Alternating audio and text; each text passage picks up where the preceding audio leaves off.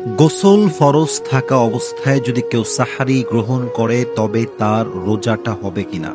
That's a very important question. A lot of people they have asked this question to me, যে আসলেই যদি আমার উপরে ফরজ গোসল থাকে এবং আমি সাহারিটা গ্রহণ করি অপবিত্র অবস্থায়, তবে কি আমার রোজাটা আদায় হবে কিনা?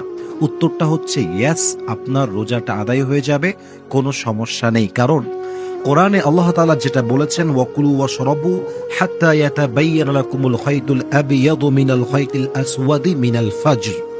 এখানে আল্লাহ তাআলা ফজর পর্যন্ত সাহরি গ্রহণ করার পারমিশন দিয়েছেন। এখানে তিনি এই আয়াতে কোনো প্রকার কোনো গোসলের শর্ত কিংবা পবিত্রতার সম্পর্ক অ্যাড করেন নাই, মেনশন করেন নাই।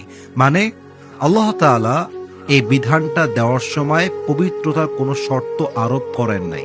হাদিসে আসছে আল্লাহ রসুল সাল্লাল্লাহু আলাইহি ওয়াসাল্লাম, কানা রাসূলুল্লাহ সাল্লাল্লাহু আলাইহি ওয়াসাল্লাম ইউদরিকুহুল ফাজরু ওয়া হুয়া জুনুবুম মিন আহলিহি সুম্মা ইয়াগতাসিলু ওয়া ইয়াসুমু।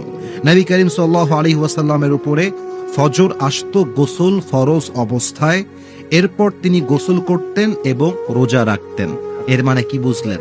এর মানে হলো রোজার সম্পর্ক পবিত্রতার সাথে নয়, রোজার সম্পর্ক হচ্ছে নিয়তের সাথে। তবে হ্যাঁ, আপনি যখন নামাজ আদায় করতে যাবেন আপনাকে মাস্ট গোসল করতেই হবে, কারণ গোসল ছাড়া নামাজ কখনো আদায় হতে পারে